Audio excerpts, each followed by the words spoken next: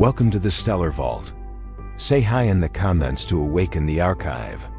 Then like, subscribe, and let the tale begin. The explosion had a beautiful tone of rose. A white flash ripped across the orphanage dome and blew it apart from the inside. Stone and glass lifted as if pulled by an invisible hand, then tore outward. No thunder, no warning. Just a flash like the sun had split open. The shockwave hit a heartbeat later, a hard wall of air that slammed bodies against walls and ripped breath from lungs. Windows across the compound burst. Birds erupted from the trees in panicked flocks. When the dust settled, nothing remained of the atrium, where High Counselor Elise Tar had been speaking, but a smoking crater. And nothing moved. No guards, no aides, no survivors. A nearby satellite caught the blast, broadcasted on emergency bandwidth. The initial clip lasted 9 seconds. It spread across 10 systems in under an hour. By the third hour, every warship under Concord protection had the same 2 words flashing red across their comms. Elise Tar, down. 2 hours earlier, High Counselor Elise Tar stood beneath the arch of the orphanage dome, her voice soft, rhythmic, not translated, not filtered. No need. Her species, the Ivari, never shout. Her voice carried like low music, its resonance calming nervous systems even across species lines. That was her power, not just words. Presence. She wasn't armored. She wore woven silver garments made of her homeworld's winter silk, a ceremonial scarf of 7 colors draped across one shoulder. No guards flanked her, just a translator aide, and a child, the chosen speaker of the orphanage, barely up to her waist. The little one kept reaching for her hand. She let him. "The Conquered does not offer dominance," she said, smiling. "Only shelter. Your people will be free. You will be safe." Hundreds gathered inside that dome. Elders of the Droken species, short-statured, tusk-jawed, rich brown skin patterned with ceremonial paints. Their planet, Juxa Rai, had been liberated only 6 months earlier from raiders and biotech slavers. The Council had voted to extend full protection and economic aid. Elise Tar had been the one to push the measure through. This visit was meant to mark the beginning of their planetary uplift. Medical shipments had arrived the day before. Atmospheric shielding beacons were en route. This wasn't politics. It was a celebration. But someone didn't see as a celebration. Someone saw Elise Tar as a threat and signed her death sentence, a nanometric bomb, undetectable by standard sensors, keyed to proximity and signal trigger. It detonated at the heart of that peaceful meeting. There were no Conquered flags left in the crater, no silver fabric, only fused dirt and burnt air. Emergency session. Concord Spire, orbiting Nithar Prime. "Confirmed," said the intelligence chief. "Nanospectral weapon, disguised inside the speaker's platform. Shaped to project up, not out." She was the primary target. Counselor Isari lowered her eyes. "No survivors?" "None from the atrium itself," the officer replied. 37 confirmed dead. High Counselor Elise Tar, her diplomatic team, the translator, and frontline security personnel. The audience seated in the rear sections of the hall survived, though several remain in critical condition. The chamber fell into stunned silence. Dozens of species lined the curved ring of the council hall, not just from the Concord's inner circle, but from observer states. Holo displays flickered over each delegate's station. The crater image looped on every screen. Only one figure did not bow his head. Kraybor of the Akitar Dominion, crustacean built and red armored, turned toward the inner circle. His voice clicked sharp from behind his breathing valve. "You made her a symbol," he said. "Softness wrapped in silk. You let her speak without armor. Now she's ash." "She was peace," Isari said sharply, the voice of the Accord. "She was naive," Krabor snapped. "And your naivete cost us a High Counselor."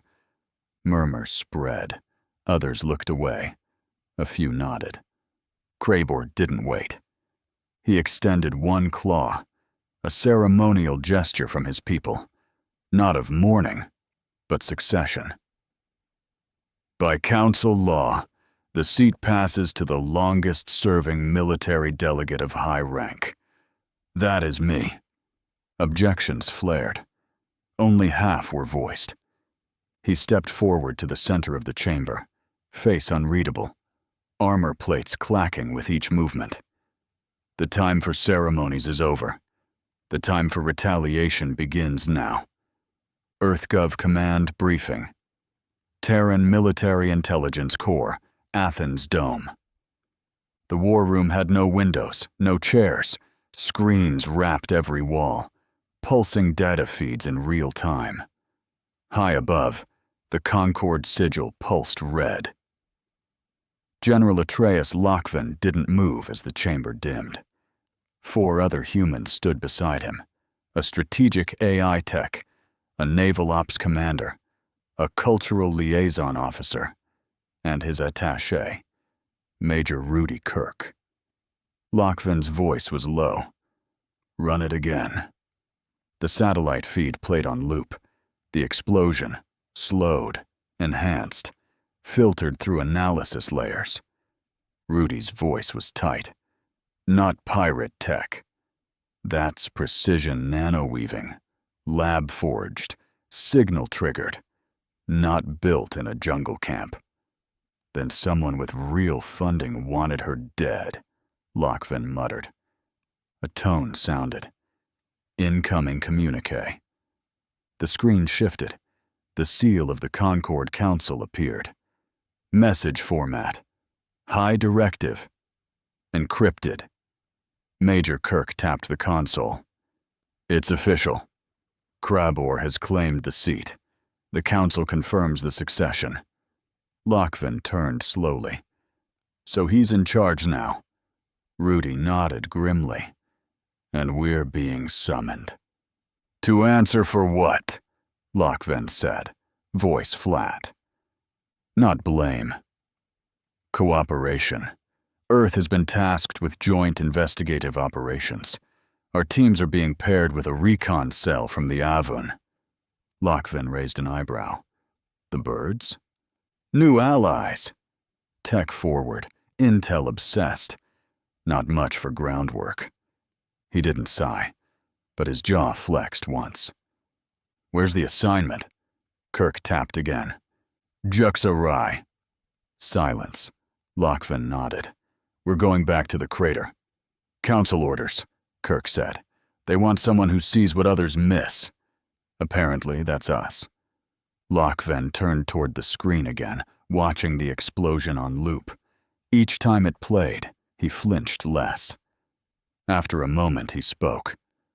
"Prep the Valhalla. We jump at 0700. No fanfare, no banners, just boots on the ground." "Yes, sir." "And Rudy." "Sir?" "Bring the linguist." Valhalla-class deployment vessel, orbiting Juxarai. The ship came out of FTL like a hammer breaking the void. Valhalla-class. Hull blackened from atmospheric burns and weapon scars that hadn't been polished out. Not for show, for memory. It hung in low orbit above Juxarai like a judgment rendered in steel. Inside, Admiral Lochvin watched the surface data feed flicker across his console. Recon sweeps, infrared overlays, survivor tags. His jaw flexed, but he didn't speak. Lieutenant Rudy stood beside him, helmet tucked under one arm. Younger, but hard-lined. He'd been on 3 liberation fronts. The burn across his left cheek was old, but the eyes behind it were sharp. "Still no claim?" Rudy asked. "Nothing yet," Lochvin said, voice flat. "And the Council hasn't released orbital footage. We're being fed scraps. And they want us to work with birds." Lochvin didn't respond immediately. Instead, he turned to the large tactical display where a second ship drifted in orbit. Elegant, almost insect-like. The Avun delegation cruiser. Gleaming pale hull, not a single visible weapon. "Avun is what the Conquered calls them," Lochvin muttered. "But they call themselves Ilari. Title of honor, I think. Means voice of the sky or something like that." Rudy gave a grunt that might have been a laugh. "I prefer not working with people who think recoil is an engineering flaw." "They're not people," Lochvin muttered. "They're politicians with wings." At that, the door hissed open behind them. Dr. Veronica Smith stepped through, light on her feet despite the reinforced boots. A civilian by designation, exolinguist, semiotics specialist, and mission-tier translator. Earth didn't bring civilians on post-attack worlds unless they were needed. That meant Intel believed in something language-based, cultural nuance, maybe a kid who saw too much. Lochvin glanced at her. "You're cleared for surface?" She nodded. "I've downloaded the Droken sign dialects from the last linguistics package, sir. There's a high probability the locals are still using regional variant forms, possibly ritualized, but I'll manage. You'll go alone? I move faster that way." Less threatening presence. They've already had troops from 5 different species in their streets this week. I'm just another face. Lochvin gave her the nod. Veronica pulled her coat tighter and left without ceremony. The drop pod she took didn't even use main deployment tubes, just a silent shuttle with 0 markings and a silent descent. Surface, Juxa Rye, outskirts of Terralin Orphanage. The ruins of the dome still smoked. Veronica stepped carefully across broken tiles, the long coat brushing charred edges and dust.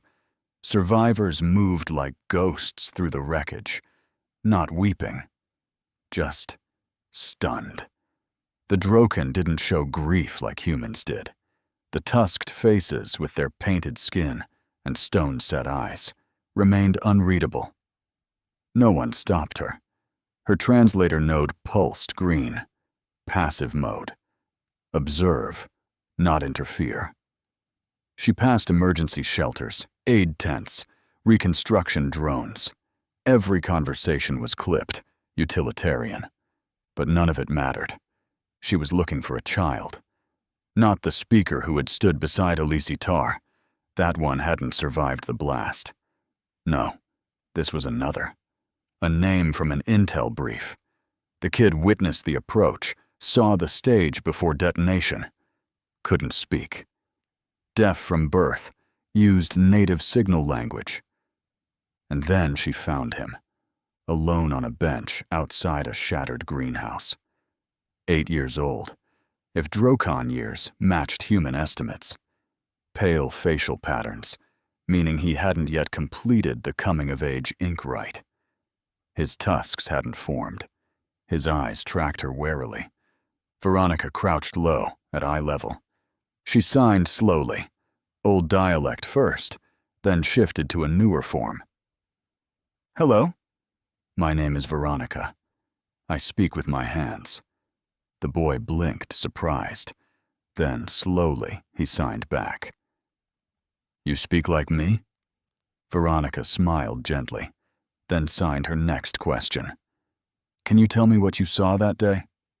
The boy hesitated. His hands trembled at first, then steadied. "I saw the light. The necklace glowed." Veronica froze. Her fingers paused midair. "What necklace?" she signed. The boy hesitated. then reached into the satchel by his side. From it, he pulled a scrap of twisted metal, not much bigger than Veronica's thumb. It was scorched, heat-warped, but still intact. Veronica narrowed her eyes. She knew that shimmer. Not natural. She pulled out her scanner, silent and low frequency.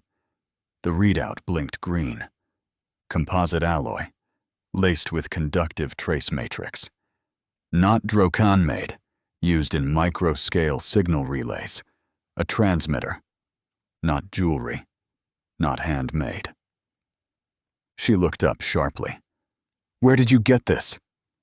The boy signed, his hand slow but certain. It came from the necklace the counselor was wearing. "After the explosion, I found it near the crater. They said it was a gift, from us. But we don't use this metal. It's cursed. The gods forbid it." Veronica felt her stomach sink. Not ignorance, a taboo. Ancient, cultural. Probably inherited knowledge from generations who'd seen what this metal could do. They didn't touch it for a reason. The gift was a lie wrapped in tradition, and primed to kill.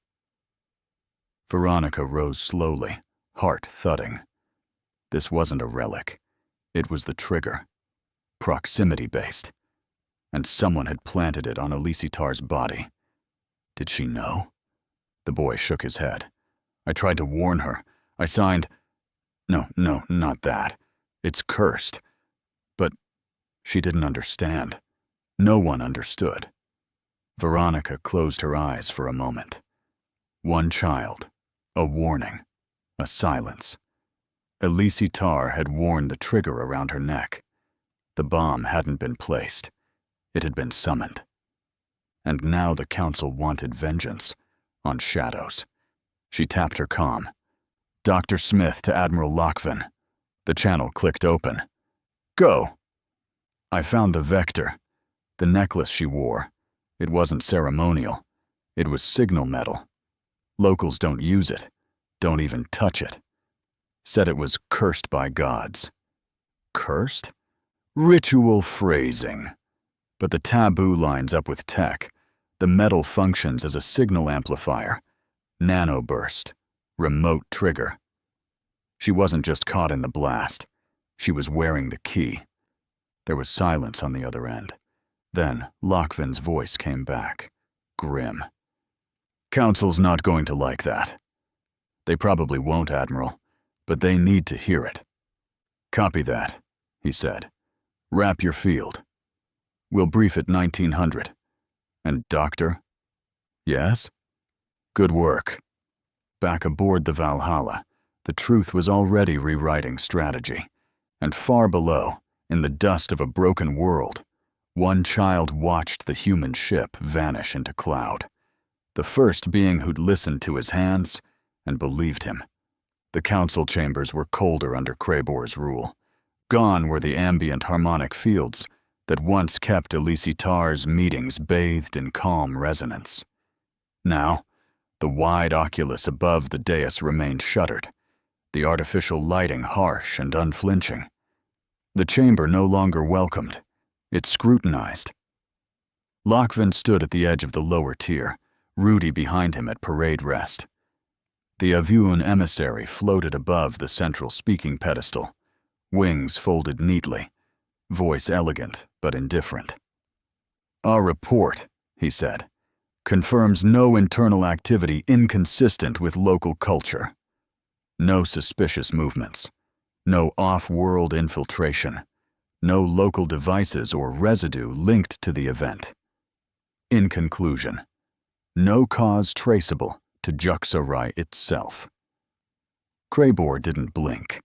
The Drokan male, now draped in high chancellor garb that barely hid the brute lines of his war-hardened frame, leaned forward.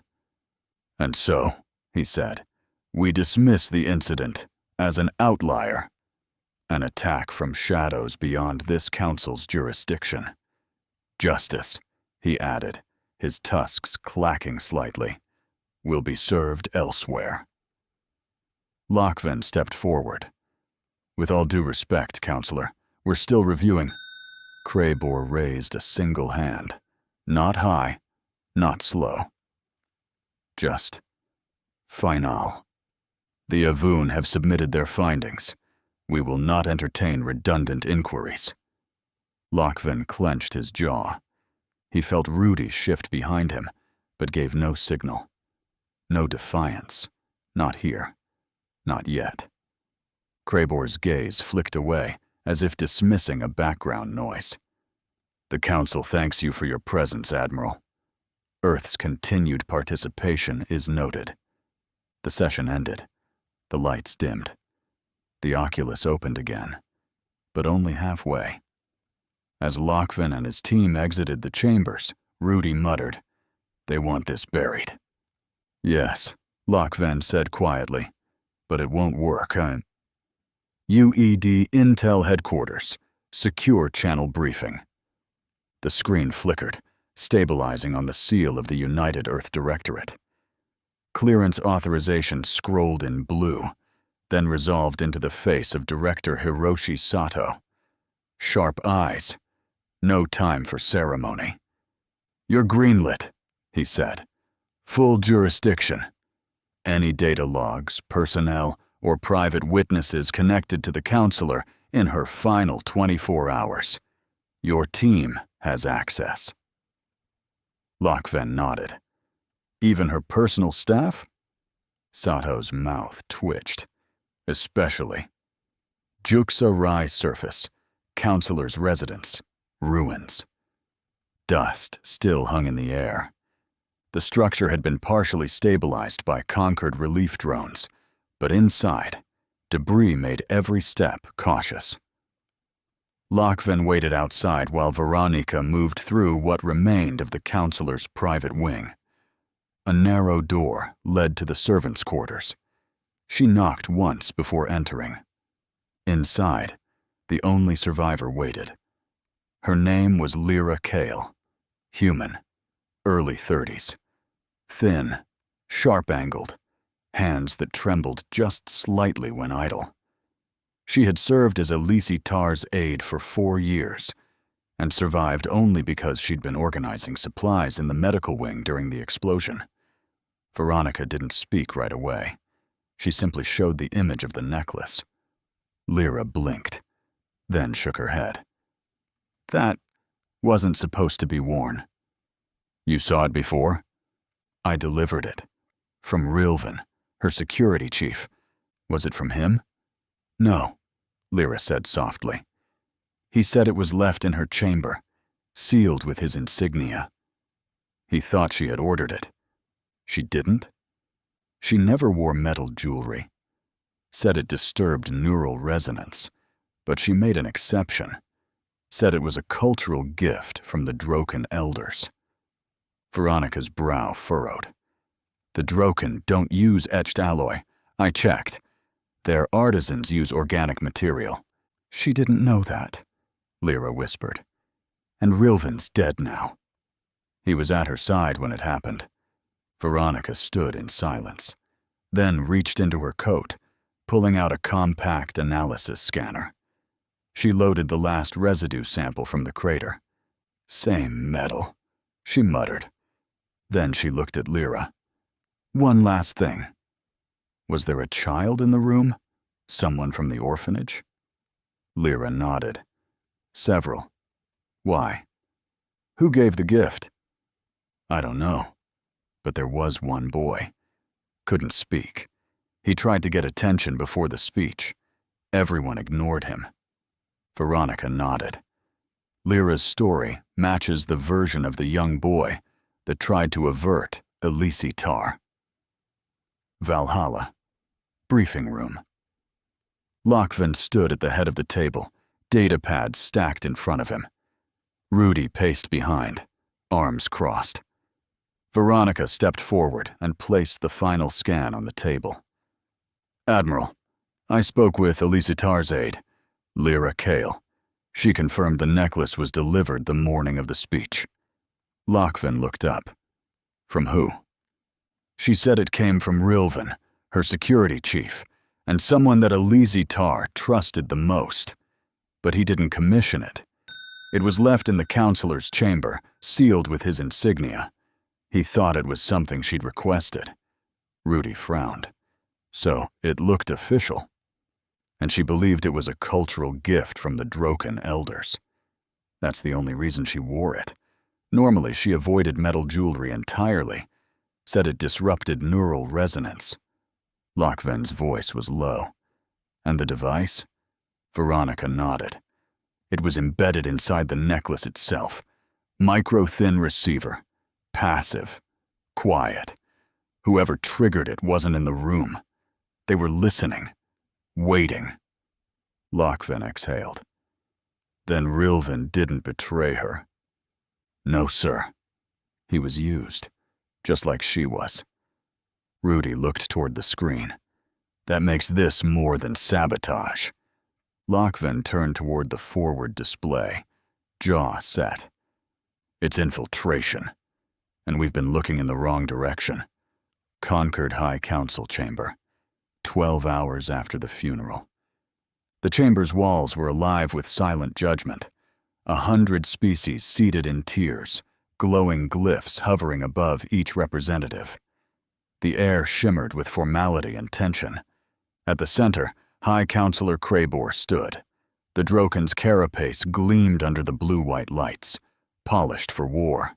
His voice was sharp, commanding, and without the gentleness Elise Tar once brought to this same chamber. We have proof, he said, presented by the Avun Intelligence Directorate. A sleek Avun stood next to him, feathers pressed flat in a formal crest, eyes gleaming.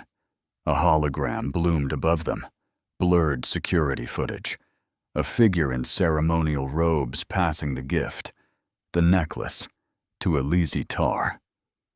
The footage froze on the individual's face. This, the Avuon officer announced, is a confirmed operative from the planet Varnakthal, a member of the species Shiral. The murmurs began immediately. The Shiral, isolationist, known for anti-council sentiment. Opportunists, some said. Rebels, others whispered. Krabor raised a clawed hand. Silence returned. The Ziral have struck a blow against peace itself. This is not a time for sentiment. This is a time for justice. Rudy shifted uncomfortably. Lochven didn't. He simply stared forward, impassive. And Earth? Someone asked from the chamber's edge. Krabor turned. The humans will join the task force. Earth's seat at this council demands participation. Lochven finally spoke. His voice was clear, steady. This footage isn't proof. It's suggestion. Nothing in it confirms Shiral involvement in the bombing. At best, it shows one citizen handing over a box. It shows intent, the Avun cut in. It shows nothing, Lochven said. We need a deeper investigation. The Avun delegation hissed. One of them clicked her beak. Cowards! Gasps rippled. Krabor made no move to discipline the slur. Let it stand, he said. Let the galaxy see who seeks truth and who hides behind it. Lochven stepped back. No more words. No compromise. He turned and walked out of the chamber, head high, coat swaying behind him. Rudy followed, fists clenched. Behind them, the vote was cast. The fleet was launched. Orbit over Varnakthal, 7 days later. 6 Avun dreadwings hovered over the planet. Black wings stretched across the sky like the shadows of birds of prey. Civilian comms had gone dark hours ago. The Council's authorization was clear: target military infrastructure only. But the Avuon had different definitions. The first strike hit the western continent. A refinery, they claimed, but it burned a city block. The second wave followed. Anti-air fire from Varnakthal returned. Avun screamed to their deaths. One dreadwing was shredded mid-turn. Its wing disintegrated, bodies flung into the upper atmosphere. The Avoon went feral. They dropped ordnance across all sectors, civilian, military, neutral. Half of Varnak Tal's population vanished in flame and rubble. And then it happened. A fleet appeared. No transponder signals, no insignias. Silent ships in a perfect V formation. Without a word, they opened fire. Beams sliced through Avoon hulls like cloth. One Dreadwing exploded mid-transmission. Another tried to flee, but a rail lance pierced its core. The galaxy watched it all. Because the Avoon had been broadcasting the raid, proof of their strength, proof of Earth's cowardice. Their last transmission was a scream of static and flame. When the silent fleet vanished into FTL, nothing remained. No Avoon survivors.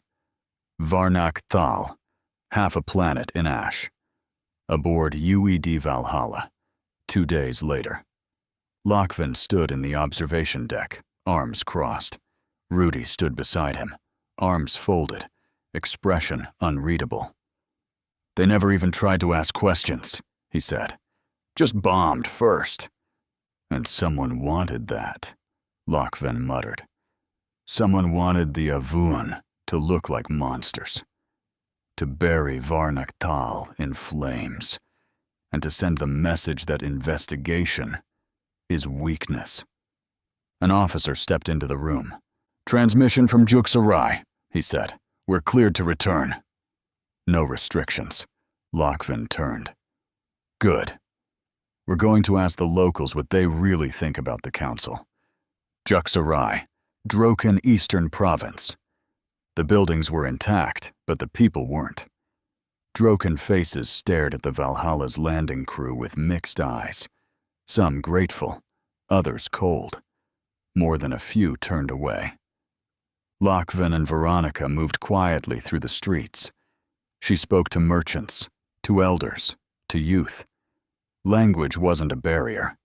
Mistrust was. Until she met a young artisan, a carver of ceremonial tools, and former language tutor for the council's local integration school. "We never asked for protection," the artisan said. "We needed help." Not another flag. Veronica asked about factions, about dissent. The artisan hesitated, looked around. "There are those who want independence, but there's one name," they whisper, even now. "A name?" she asked. The artisan nodded once. "Thorgun."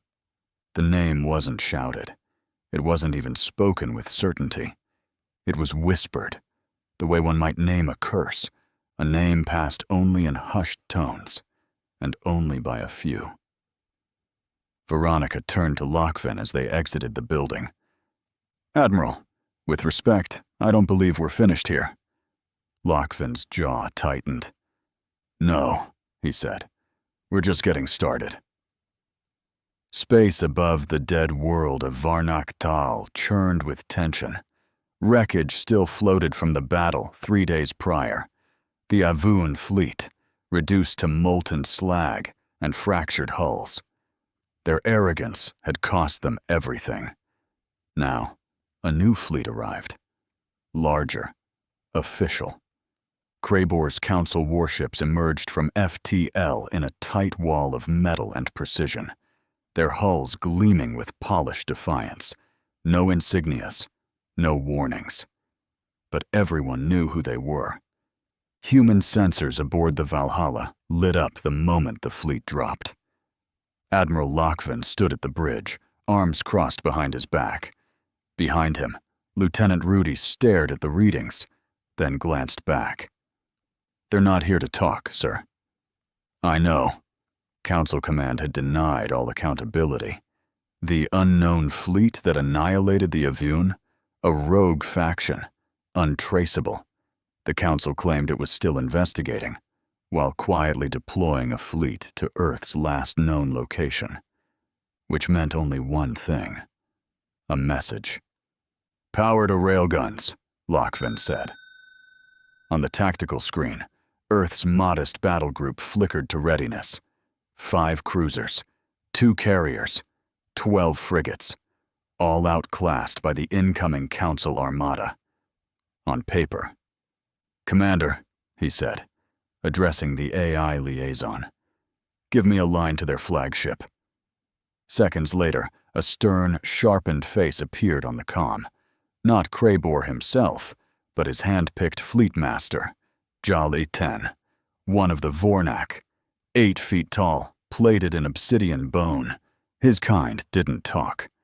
They issued ultimatums. "You are outgunned," Jal-10 said. "You will power down. You will submit to boarding. Any resistance will be met with cleansing fire." Rudy leaned over. "Classy opening." Lockvin didn't blink. "You're aiming a war fleet at a sovereign UED ship. That violates 9 Council treaties." Jal-10's eyes glowed faint red. "Treaties do not apply to primitives who hide terrorists." There it was. The lie. The justification for war. The same council that had called humanity a symbol of peaceful integration was now pushing them off the chessboard. Lockvin gave no sign of emotion. He just smiled. "You sure you want to do this?" Jal-10's reply was to cut the channel. "Targeting locks incoming," Rudy shouted. "Evasive pattern Delta 5, Lockvin barked. "Release the swarm!" The sky lit with motion. Earth's primitive missile bays opened, but what launched wasn't guided ordnance. It was debris, clouds of it, scrap metal, decoy beacons, old satellites, even a reprogrammed mining rig. The council ships opened fire, confused. That's when the real attack began. From behind the clouds of debris came rail slugs, fired at velocities that punched through magnetic shielding like paper. The Valhalla's spinal cannon fired once, and a cruiser from the Council fleet spun in place, venting atmosphere. "That's not possible!" someone shouted over Council comms. "That tech is primitive," Lockvin finished for them, watching another enemy ship split under mass driver fire. "I know." 4 of the Council destroyers broke formation, trying to flank. But the Valhalla's frigates, fast, low profile, running cold, looped underneath, using planetary debris as cover. They hit with pulse torpedoes that overloaded power grids and sent 3 Council ships into a spiral of electrical death. Jal-10 returned to the screen, face furious. "These tactics are reckless. You endanger all of us." Lockvin stepped into full view. "We're not a menace to the conquered," he said.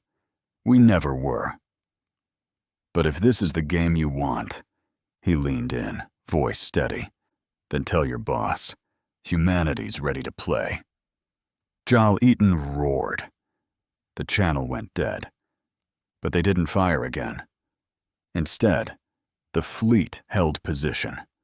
A long pause stretched between the stars. And then, slowly, the Council ships began to peel away. One by one. Silent. Shamed. Rudy exhaled like he'd been holding his breath for hours. "That's it? We just scared off a conquered fleet?" "No," Lockvin said. "We showed them they should have asked more questions before calling us primitive."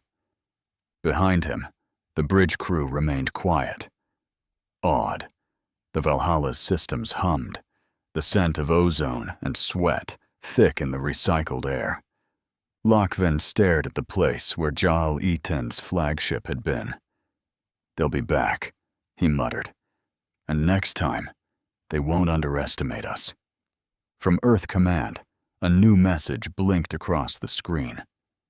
"Directive. Continue investigation into Elise Tar's assassination. New leads located on Juxarai.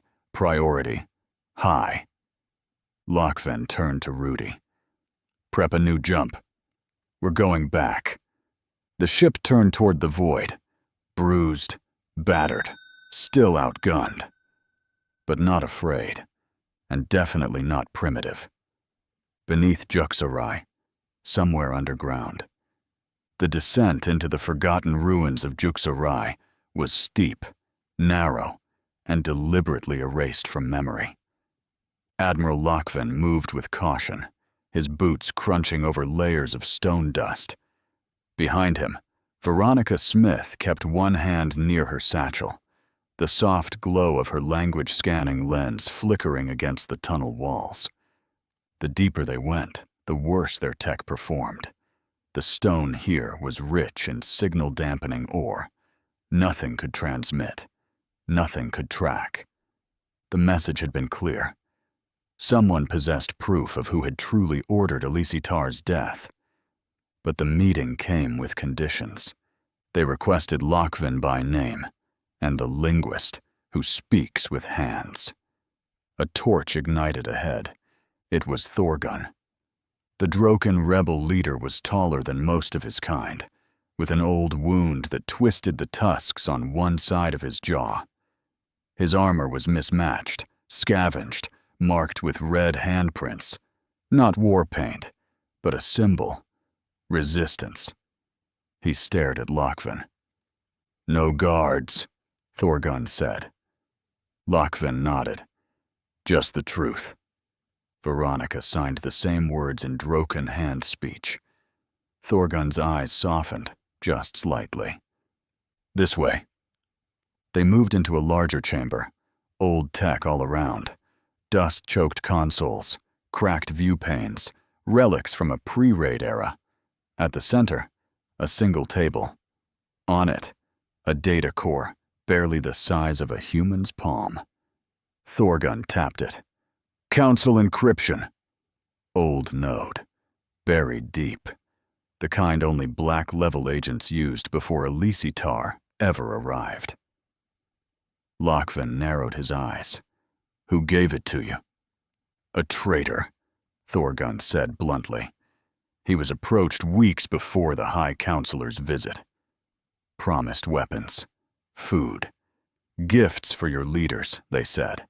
They delivered a package, told him it was ceremonial, decorative." Veronica stepped forward and placed a portable decoder on the node. Lines of code fluttered into the air. "Kraber's signature," she said after a moment. "Buried, but not erased. He tried to mask it behind Avun relays. But this isn't a civilian signal route.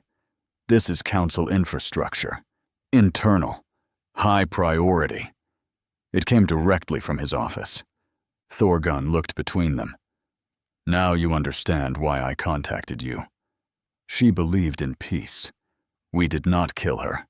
Krabor did." Lochvin stared at the projection, silent. Then he turned to Veronica. "Are we sure?" She nodded once. "No doubt. Log chains, cipher stamps. The device's activation matches the exact minute of the assassination." Lochvin looked up at the rebel leader, his voice low but unwavering. "You risked exposure bringing us here. Why? Why now?" Thorgun's tusks shifted. He studied them for a moment, then finally spoke. "Because I watched what your people did, and more importantly, what you didn't do." Lochvin's brow furrowed. "Meaning?"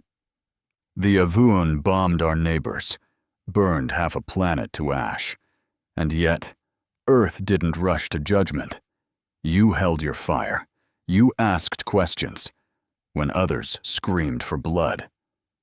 Thorgun stepped closer to the table, placing a heavy clawed hand on the data core. "That restraint? That's the only reason you're getting this." Lochvin exchanged a quick glance with Veronica. "You?" he asked. "You were behind the fleet that destroyed the Avun?" Thorgun didn't flinch. "We intercepted their plans. We knew what they were going to do, so we made sure they never returned." His voice darkened. The Council burned innocent lives to cover its crimes. We burned the guilty to expose them. Then he tapped the data core once more. But this will burn the lie. Lochvin nodded, then keyed his wrist comm. Broadcast channel. All bands. The message spread faster than any official report. Unauthorized message. Origin. UED Valhalla. Across the Concord, citizens watched in silence as the human admiral's face appeared on their terminals. I am Admiral Atreus Lochvin of the United Earth Directorate. We were told the High Counselor Elisi Tar was killed by terrorists. We were told Varnak Tal harbored assassins. We were told to follow or be punished. We followed the data instead. The screen split. On one side, Elisi Tar smiling during her visit. On the other, decrypted logs scrolling. Council encryption verified. Beneath it all, the cold, confirmed signature of Krebor's office. Krebor betrayed the Council. He ordered the murder of Elisi Tar and used the Avun as his weapon. They weren't complicit. They were pawns. Then he called for war to bury the truth. Earth will not obey a traitor, and we will not be silent. The feed cut, but the message had already echoed across every channel. Council Prime, Krebor's office. Moments later. Krebor slammed a clawed fist into the table. Shards of glass scattered. Hollow screens blinked and flickered. His aide stood trembling nearby. Sir, the transmission was authenticated by 7 neutral AIs. All Council verified. We can't dismiss it. They will believe what I tell them to believe, Krebor roared. But the room around him told a different story. The private chamber, once filled with allies, was half empty, a silent protest. Eyes turned, words whispered. Krebor snarled. Earth has declared war. They haven't fired, one ambassador replied cautiously. They've revealed truth. Krebor ignored him. Ready the fleet, he said to his command staff. Strike their outer colonies. I want fire on their soil. Declare Earth a rogue state. Strip their rights. Every treaty. Every protection. A pause. Sir, an aide said. That could fracture the Concord. Krebor's mandibles spread in something like a grin. Let it be. Aboard the Valhalla. Observation deck. The stars stretched like glass beyond the viewport. Lochvin entered the room. Rudy followed a second later. Sir, Rudy said, we've got inbound signals. High-speed FTL. Dozens of pings. No diplomatic hails. Lochvin nodded once. A young ensign entered the deck, pale. Admiral, confirmation. Council warships. Multiple fleets. Advancing. The air on the bridge tightened. Lochvin stepped forward. Battle stations! The klaxons began to hum. The Valhalla was already in motion. Sensor contacts, Rudy reported. 12 dreadnoughts. They're not hiding this time. No, Lochvin said, voice calm. They're coming to bury us. A second passed. Then 2. Give me the Carpathia, Omaha, and Midgard in tight formation. Gun arcs overlapping. Coil rail stations online. Yes, sir. And Rudy? Yes. Get me our old friends in the asteroid defense grid. Time to show them what primitive tech can do. When the Concord fleet arrived at the edge of the system, they found Earth waiting. Not a wall of sleek, gleaming ships.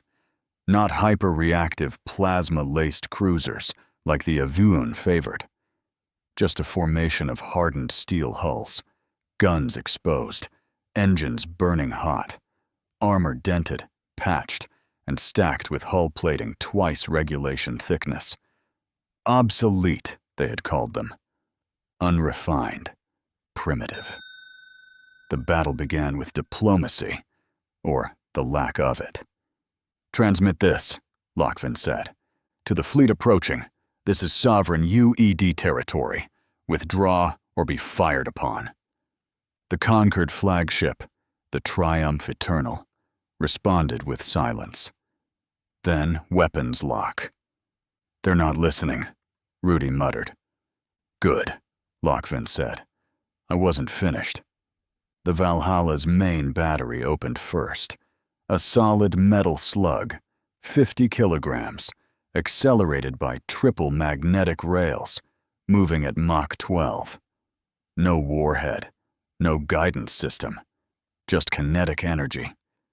It tore through the Concorde cruiser Vestal Grace like a red-hot javelin through butter, venting atmosphere and crew into the void.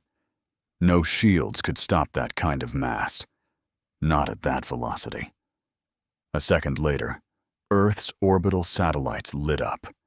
Hundreds of camouflaged ground-to-orbit railguns, relics from an old planetary defense project called the Hammer Line. Primitive.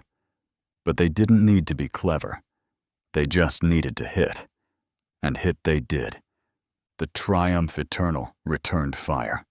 Plasma bolts screaming across space, white-hot and elegant. One struck the Midgard, piercing its side. Secondary explosions followed. Deck 3 gone. Crew lost. Lochvin didn't flinch. He turned to Rudy. "Bring the asteroid grid online." Moments later, chunks of planetary rock began moving. Decades earlier, humanity had installed repulsor pushers on select asteroid belts for mining. Now, those rocks became weapons. Not missiles, not drones, just flying chunks of space debris, guided by cold physics and rage. 2 Concorde destroyers were smashed apart in under 30 seconds. "They're regrouping," an officer said, staring at the tactical holo. "Forming a wide arc. Trying to flank."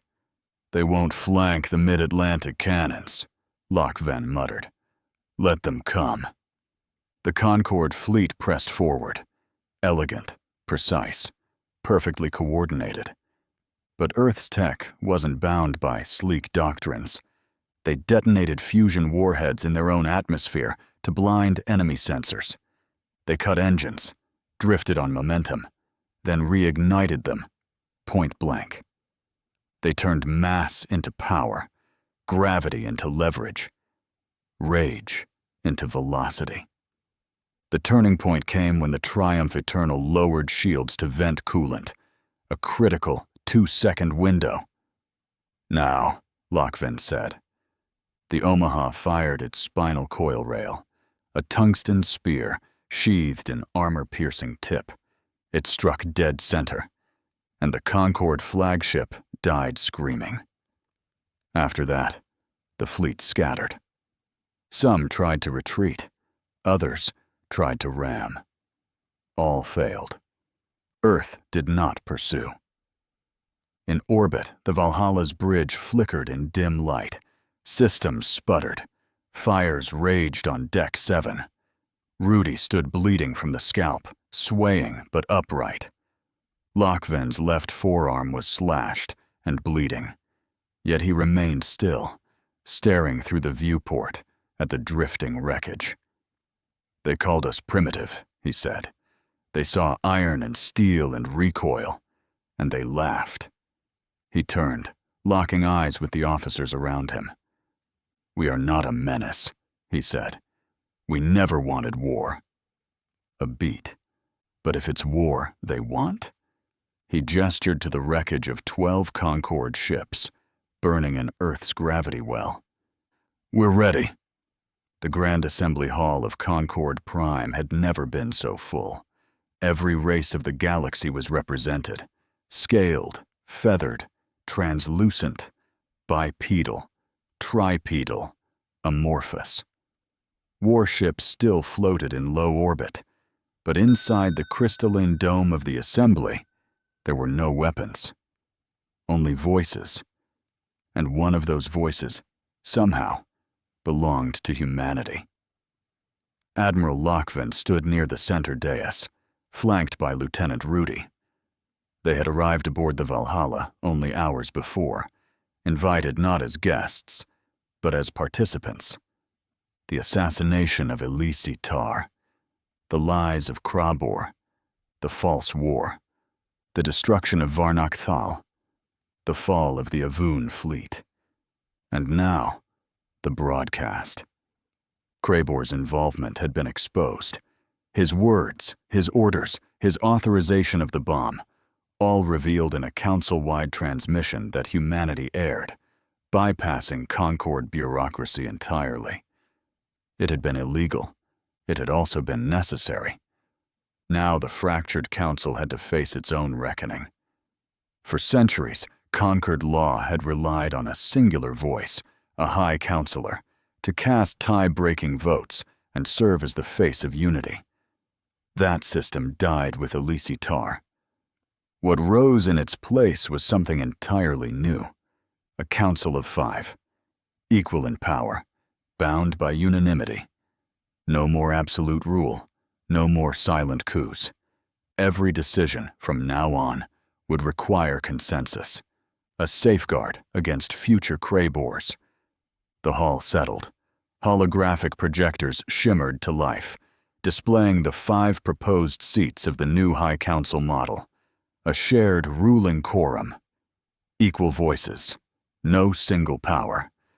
The first seat was filled with quiet dignity by Councillor Isari, long-necked and blue-skinned, known for his diplomacy. The second was Jal Eaton's replacement, a young Avun named Thesser V, untested perhaps, but brave enough to speak truth about the atrocities committed by her own. The third was filled by Queen Arana of the Valaxi, a crystalline being who spoke in hums and light patterns, interpreted live by an AI choir. The fourth was Varesh Kun of the Trelvax, blind but wise, his race known for deep logic and relentless memory. And then, finally, the fifth seat, the one everyone stared at, still empty, until Lochvin stepped forward. He wore no ceremonial armor, no crown, no representative cloak, just his UED military jacket. His medals were real, his scars more so. Whispers stirred across the room as he mounted the steps to the Circle of 5. "Admiral Lochvin," said the Assembly's current moderator, a gelatinous trill being named Muxtel Nin. "You have been nominated as the representative of Earth and the Human Coalition. Do you accept the seat?" Lochvin didn't look at Mux. He looked at the hundreds of alien faces staring back at him, some hopeful, some uncertain, a few still visibly afraid. Then he spoke. "In the past weeks, we've seen truth buried under politics, and peace shattered by ambition. We've watched entire civilizations burned because one voice spoke louder than all the others." He paused. "We won't let that happen again." He stepped to the seat and placed one hand on the biometric panel. "We accept the seat, and we accept the responsibility." Light pulsed. The quorum was complete. The hall erupted in echoing tones. Some cheers, some acknowledgement, some cautious silence. Muxtel Nin's form undulated with satisfaction. "Then let the first decision of the new council be heard." Silence fell again. Lochvin didn't wait. "I call for immediate review of protectorate status over the planet Juxarai." A beat. Murmurs. Surprise. He continued. "We failed them." The council promised peace and brought suspicion. We promised protection and brought surveillance. Their people were caught between factions they didn't understand, accused without evidence, and left voiceless while the galaxy debated their guilt. His tone deepened. They lost their leader. They lost trust in the Concord, and not once were they given the chance to speak for themselves. His voice was steady, calm, but charged. The humans vote to end protectorate status. Juxa-Rai will be sovereign, free to govern themselves, free to ask for help, or not. And if they do ask for help, we'll listen. The quorum lights flickered. Elior Keth leaned forward. This is unorthodox. Queen Arana shimmered. Her choir sang, but justice is never orthodox. Thessar V hesitated, then nodded. The Avuun owe them more than silence. I vote yes. Varesh Kun raised a single finger. Yes. 4 votes. Then Mux turned. Admiral Lokven. He met the gaze of the Droken envoy at the edge of the chamber, a survivor from the orphanage dome, scar still across his brow, eyes haunted and fierce. Yes, Lokven said. The hall paused. Then it rang with approval. For the first time in its history, the Council had voted to end control over a world, not to tighten its grip. Rudy let out a slow breath, one hand on the holster he hadn't had to use in 2 weeks. And Lokven, he just stood there, not smiling, but standing tall. A voice broke through the moment, a small Droken child, standing with the delegation, barely able to reach the microphone. The girls signed first, then spoke in trembling words learned just that morning. Thank you for seeing us. Lokven nodded, and in that moment, the new council began to feel real. Not just a structure, not just a reaction to a tyrant, but a beginning. No single race could rule. No single voice could silence all others.